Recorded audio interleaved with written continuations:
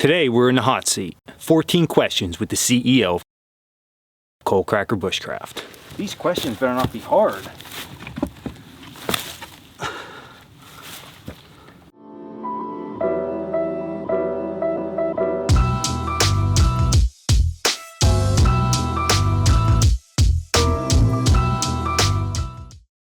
Are you ready? I'm ready.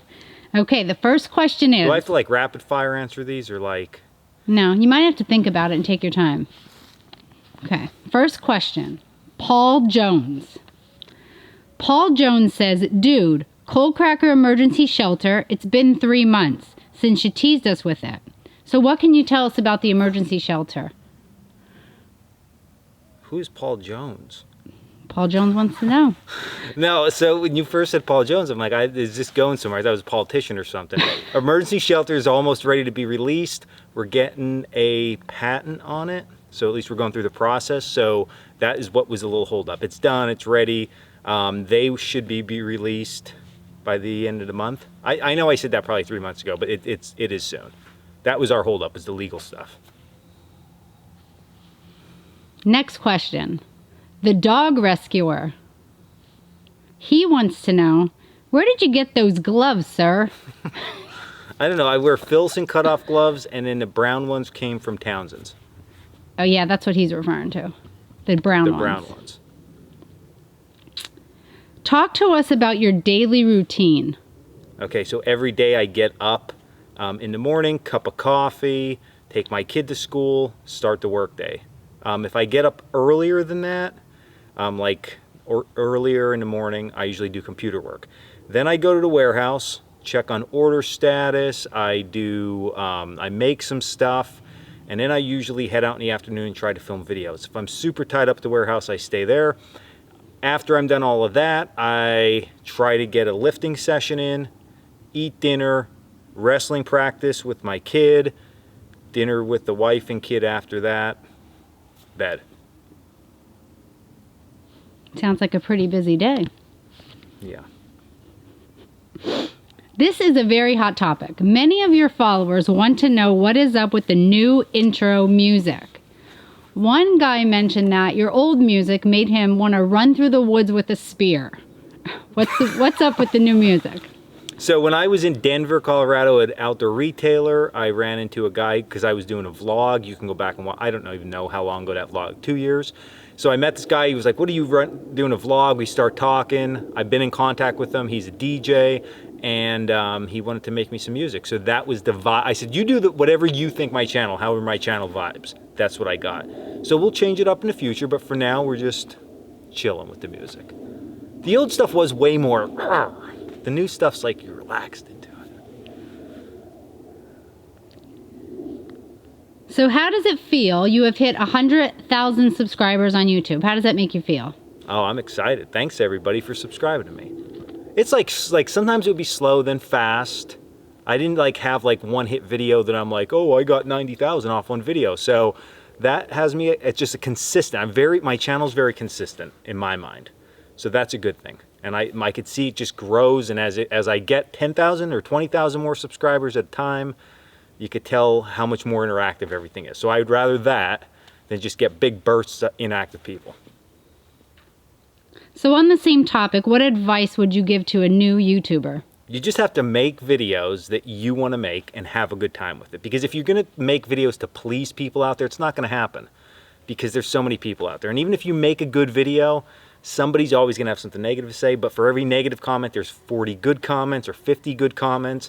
So you just got to make a video, and if you're worried about comments, just don't even look at them. Make the video, put the good information out there, and have a good time with it. Good advice. Katie wants to know, do you have a single twin brother? No, I don't have a single twin brother, Katie. I feel like I'm on the hot seat here. What are the top 3 items that someone should buy when they're starting their bushcraft journey? Top 3 items. So you need a good ferrocerium rod. We sell them at Coalcracker Bushcraft. You need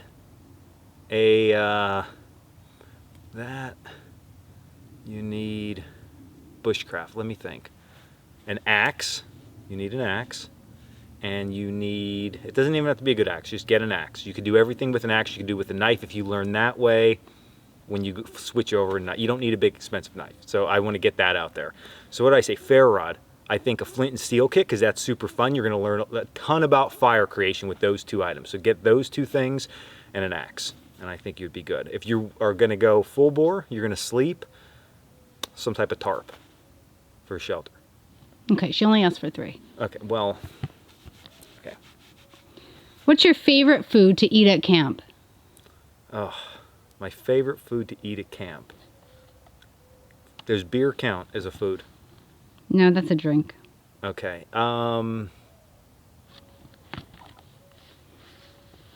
Favorite food at camp. I like that is so hard. There's so many good things we make. I like a real hearty stew. That's probably my favorite thing. I don't have an exact one to say. Some type of hearty stew. I don't know if I'm right or wrong when I answer these because the CEO's giving me the death look. Well, the word on the street is that you love pizza and beer. Is this true? Yes. I live for putting in a hard day's work and having a beer at night, and then I wait until it's pizza night. I wait for it. Yeah, so talk to everybody about how when we're tracking our macros and then you text me in the middle of the day and say, "Ooh, I could really go for a pizza tonight." And then there goes the chicken right out the window. Because I try to stick to a super strict diet majority of the time, like 90% of the time, I'll say. But then what happens is I either work crazy all day or I'm wore out and I'm just like, oh, or something awesome happens. And then I like to celebrate with food. So I'm like, we should get some beer. We should have some pizza. It's going to be great. Diet goes right out the window.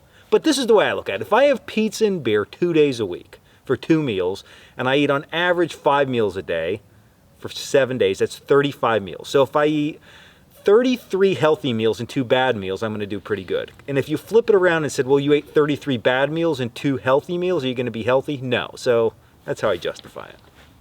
I think I can go use the bathroom quick. Are you kidding me? We're losing light. 2 minutes.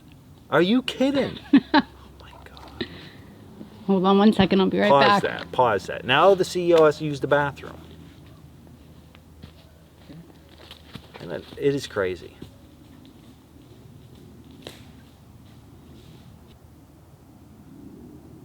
Is that running still?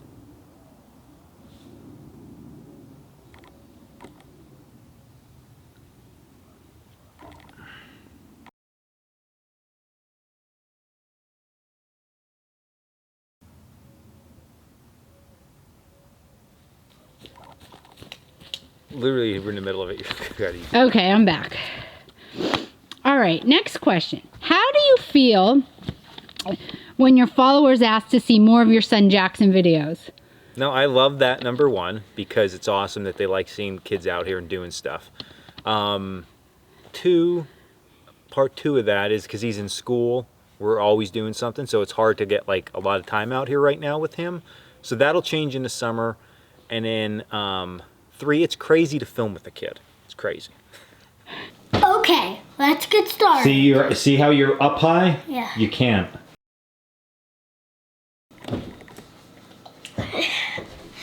Let's get started. Let's get started. What do you consider to be a great day?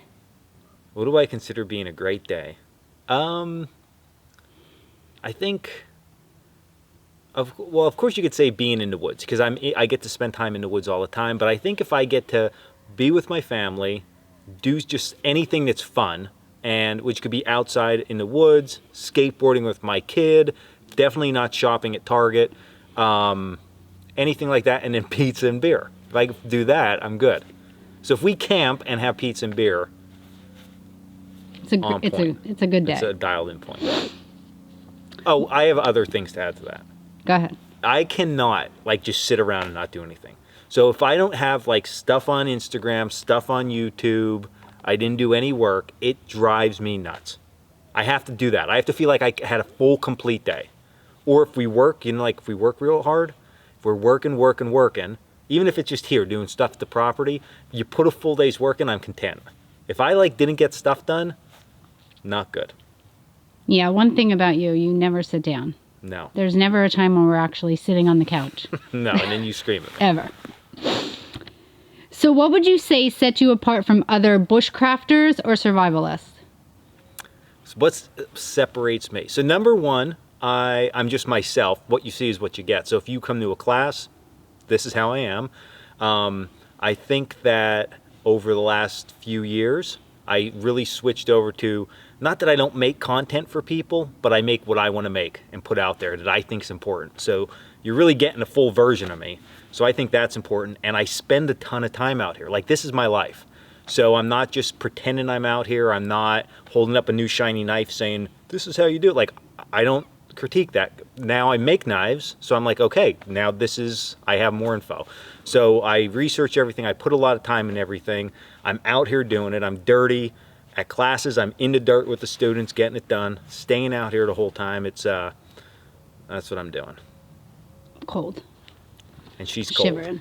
The CEO is constantly cold, and it drives me crazy because she wants to be stylish and not dressed warm. I'm like, dress warm and don't worry about being stylish. I can't feel my toes right now. She has Ugg boots on that the fur is this thick.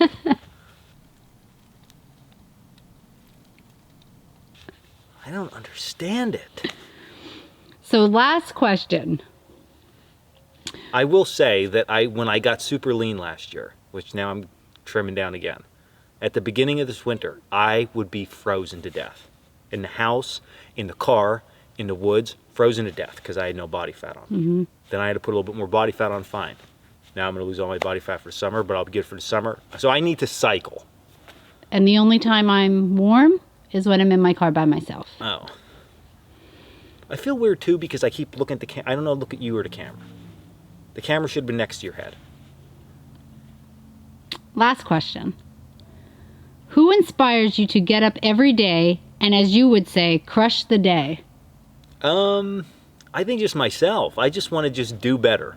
Because my ultimate goal at the end of the day is that, like, when I look down in the future, I want everybody that's close to me to be able to work full time for me. So that's my, like, driving factor, because I want everybody around me, because that's when I have a good time. We have the most fun. So I get up and I'm like, you just got to keep grinding away. And as I grind away, I could see stuff happening and more stuff happening. And I see stuff in the future that's going to happen. And so every morning I get up, and even if I feel shitty or I get after it and I crush the day. But there are people that motivate you, people that you look up to, maybe music you might listen to that gets you in that mood every day.